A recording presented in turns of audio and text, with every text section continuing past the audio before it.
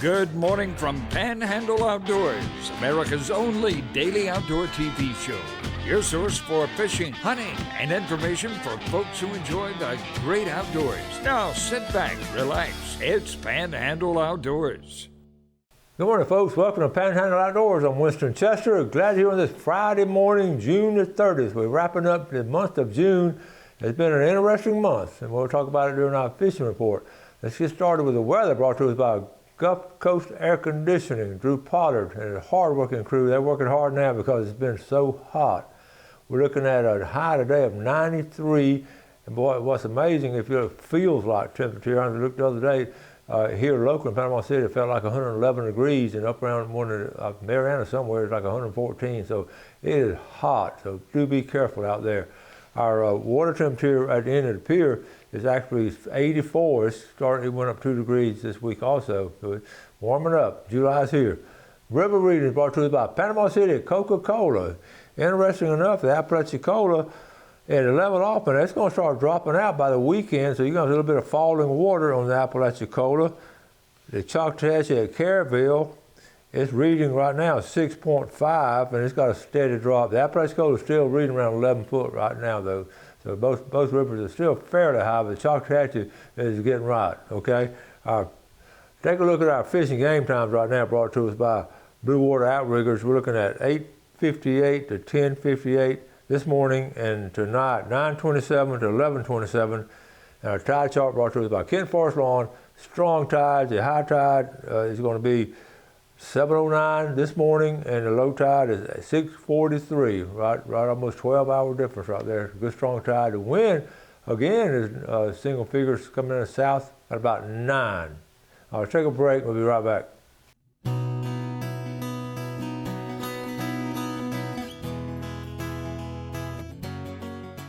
Welcome back. I have some great pictures to show you. Let's get started with this with my buddy Steve Barnett. He's out there picking figs, and look what happened. So there I was, up a ladder, picking figs, and this is what I grabbed a hold of. Glad he's harmless. He just crawled around and watched me pick figs. You can see how it blends in with you up there picking figs and reach over, grab a limb, and boom, there he is. I see a fig right there at the bottom center right there. You missed that one, Steve, but that's scary. Even though they're harmless, they're still going to scare you. Okay, right here. I love this one. Wesley Stanley, 9, from Vernon, Florida. Now, Shelley Street sent us this. A fun night of setting trot lines and then a little frog gigging in Holmes Creek. Check this out. Now, is that not some serious frog gigging? Folks, we don't do this enough anymore with our young people, taking frog gigging. What a memory. That is a bunch of frogs right there. Look at them. That's some good eating. And so they set our trot lines, they went frog gigging, and then came back and checked the trot line. How about that? Was that a heck of a trip? That was fun right there. I know you enjoyed it. Look at that big one right there. Good job. Shelley, thank you for sharing that with us. That's a good way to start the show off and get ready for the weekend of doing all kinds of things. Now, let's talk about right here, wasp. Okay, check this out. Now, let me talk about this. This year, I got stung yesterday. That's the 4th wasp sting I've had. It hit me right here. I don't know if you can see it. And of course, it bloomed, so it put ice on everything. I've gone years without being stung by a wasp. All of a sudden, this summer, their nest is sort of so well hidden, and you walk by, you have no idea around a wasp nest. And this one came, boom. I mean, it just. Luckily, it didn't hit my eyeball. I would have been in serious trouble. But it hit right here, and I saw him, boom, just like that. So I went back, and then also about 10 seconds later, I got hit again on the leg. So obviously, I was close to a nest, and it stings, and it makes me mad. But then they fly away. So you got to wait till they come back on the nest, and then spray them on the nest. But anyway, here they are. Okay, here's one. This is not one that stung me. One stung me dead. But they build these nests, and our nest is about that size. This is just a general picture of the nest, and we all know about them. Now, this is a hornet. So look at the stinger on a hornet. This is what you don't really. I mean, wasps are bad enough, but these hornets, you get into something like this, Folks, I can remember stories, and I've had one here on the set. My dad would somehow, he collected those things. He really did. He collected those things, and somehow he'd smoke them. I'm talking about on his boat, on the creek, and these hornet's nests, a lot of times are leaning over on a limb in the water, over the water, but and they're protected. He would have, at the end of his pole, he would have a rag that would be smoked, so he would smoke them out. He would smoke them out. And then when it all left, he'd go cut off them and he'd bring them home to us. And as you can imagine, on occasion, some would come out later on the porch. They didn't get all of them, but I have such fond memories of the hornet's nest. But my wasp, I just really, here's the difference between a hornet and a wasp, right? Just biggest thing, they really look almost the same size, but the hornet on the bottom left, more aggressive, and they're more painful. So they're not always aggressive. The wasp, a lot of times, will fly around, and a hornet will come straight at you.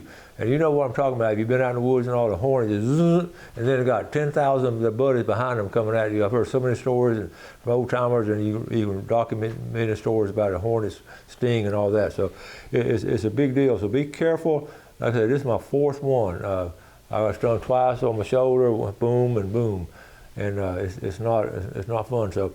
And ironically, I was thinking the last year or two, I just have not seen many wasp nest, but they really got them more well hid this time. So anyway, let's move on to something more pleasant. I wanted to talk about I've got a couple of pictures here. Let me talk about this right here. I got this one coming up, okay. Bay County Longbeards. Ken Paramore sent this to me. The banquet now is going to be August the 18th. That's about 6 weeks from now. We're going to put it on the calendar. It'll be the same place down at First Methodist Church, Panama City. And there's Ken's number, register online. Let's see, that's the 18th. I want to think that's a Friday night, looks like. But anyway, go ahead and keep that on the calendar.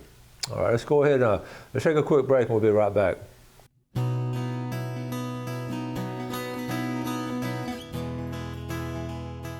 Okay, welcome back. Appreciate you watching the show. We appreciate you supporting our advertisers that keep us on the air. So thank you. It's a win-win for all of us.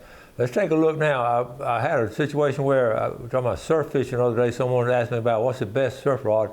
And I said, well, I personally have a Shakespeare ugly stick. I like that because it reminds me of some of my fishing buddies I go fishing with, but we always joke about it. But it's a 14-footer. I have 4 and I have 5 really. One sort of needs to work on, but I have a lot of surf rods. But I looked officially on some websites to try to find the top 5, and this is just one particular opinion. The 5 best surf fishing rods here. This is different. This is from Outdoorsly, a little website here, and they talked about this one right here is a Okuma Cedrus, and it's 11 foot. Line rating on the bottom right is 30 to 50 pounds. It's like a medium heavy Okuma there. And number 2, they picked out a Penn Prevail. That's a 12 footer. A line rating of 20 to 40 pounds. Okay, number 3, they picked out a St. Croix. That's a fine company right there making rods. That's on a 9 footer. And you put 8 to 20 pounds. That's what I have. You have different weights on it, and you throw them in different areas. So you do need a mixture of them. Number 4, this is another St. Croix. We're looking at a 6 footer. This is interesting. That's a strong one, and you put a 12 to 25 pound line on it.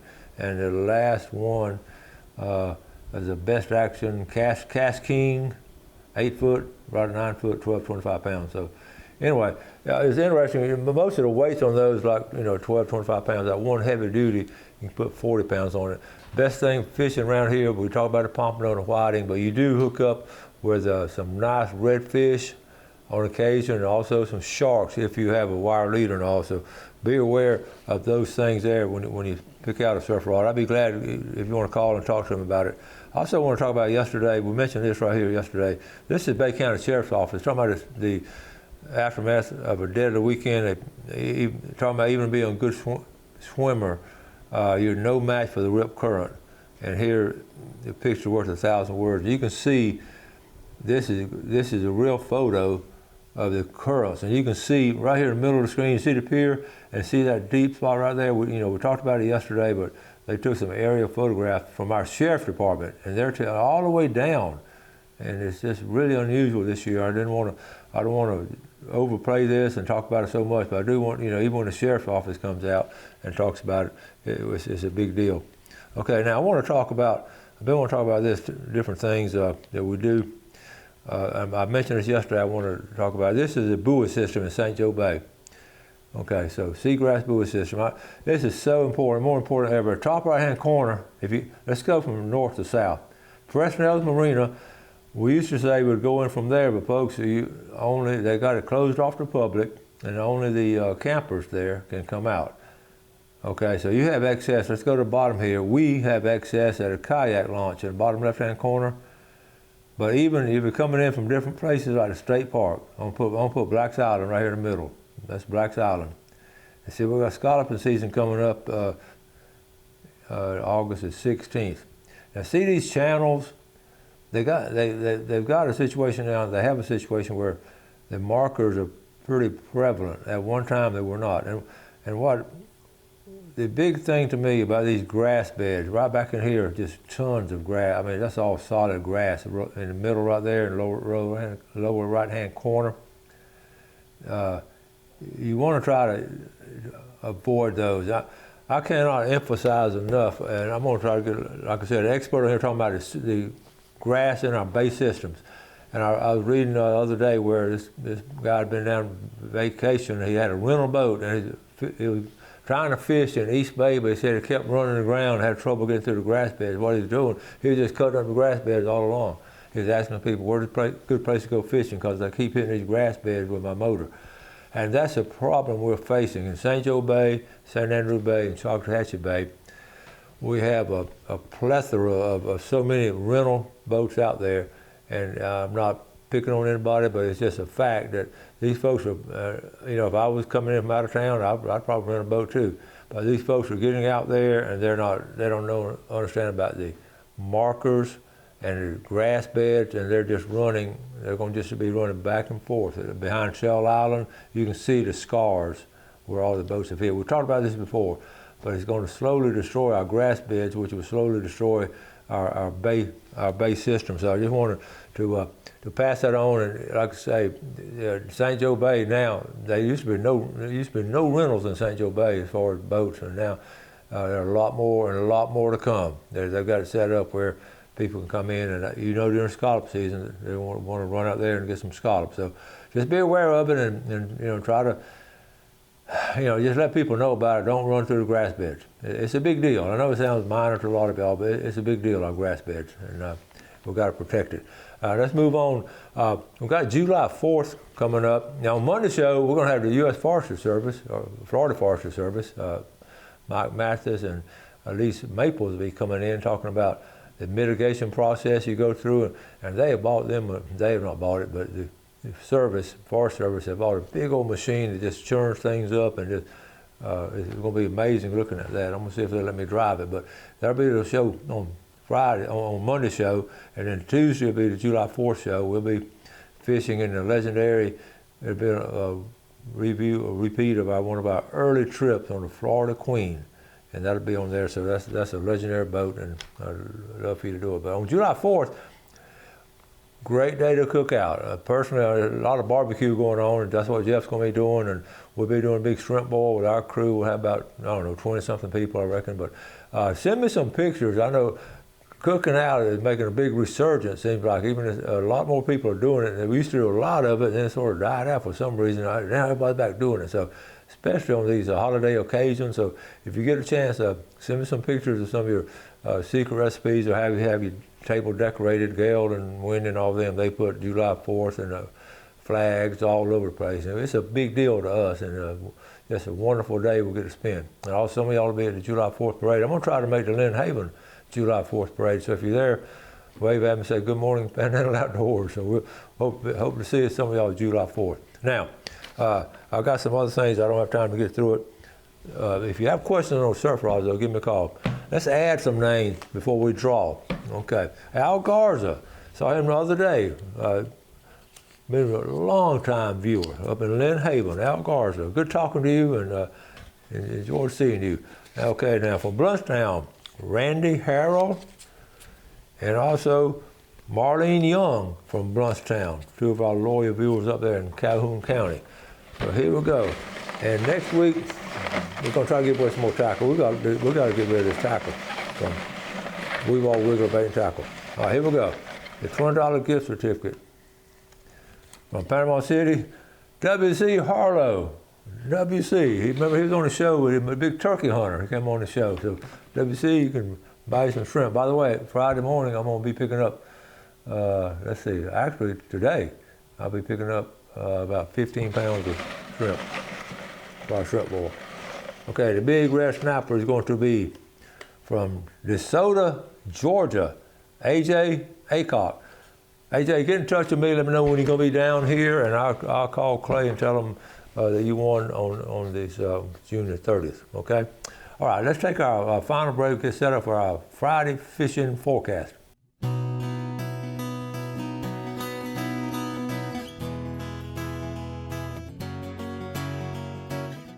Okay, welcome back. Welcome to our famous Friday fishing forecast. Our first word we're going to say is hot. It's going to be hot. So you really, again, we're talking about fish early and fish late, and try to, in the middle of the day, just try to stay cool and, always drink plenty of water, but just be aware of the weather this time of the year. And like I say, it's if you're out in the sun, all it's going to really take a toll on you. So try to stay in the shade. This is a good time to get up in those sloughs and the creeks and all.